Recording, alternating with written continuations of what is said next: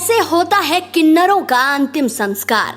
किस धर्म के रीति रिवाजों को किन्नरों के अंतिम संस्कार में किया जाता है शामिल?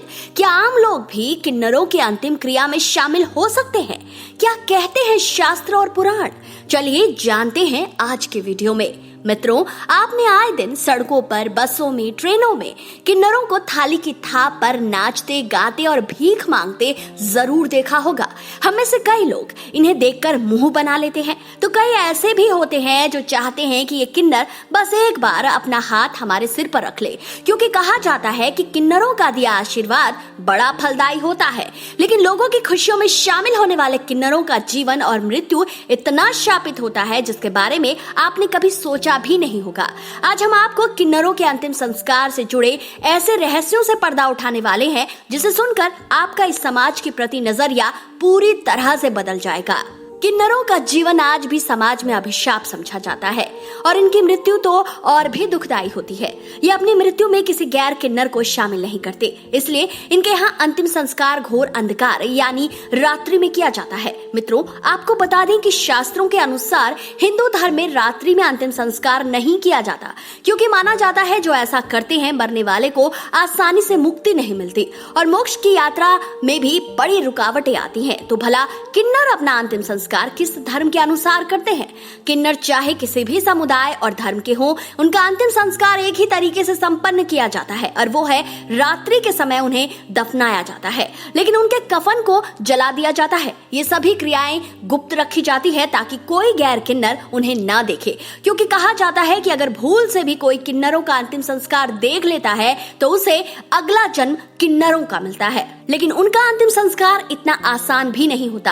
अंतिम संस्कार के बाद एक बड़ी ही विचित्र क्रिया अपनाई जाती है जिसे जानकर आप हैरान हो जाएंगे। दरअसल किन्नरों के अंतिम संस्कार से पहले उनके शरीर को कफन से लपेटा जाता है, लेकिन बांधा नहीं जाता। वो इसलिए क्योंकि इनका मानना है कि शव को बांधने से मृत आत्मा को मुक्ति नहीं मिलती।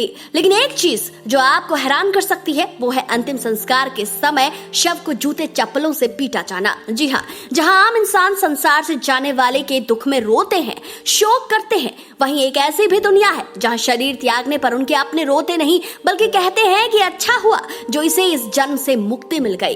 किन्नर समाज मानता है कि अंतिम समय में जूतों चप्पलों से पिटाई के कारण मृत शरीर के उस जन्म में किए गए सभी पापों का प्रायश्चित हो जाता है और उसे अगले जन्म में किन्नर का जन्म नहीं मिलता। लेकिन अगर आप सोच रहे हैं कि ये समुदाय अपने किसी साथी के जाने पर बहुत खुश होता है, तो ऐसा भी नहीं है।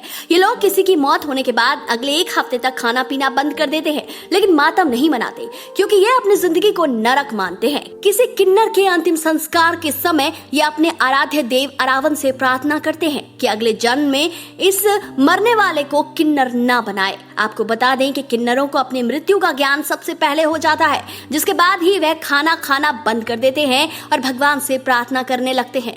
किन्नरों के मरने के बाद ये लोग अन्य धर्मों की तरह ही जीवन भर जो पैसा कमाते हैं उसमें से कुछ पैसा दान पुण्य भी करते हैं, ताकि भगवान उन्हें ऐसा जन्म दोबारा न दे।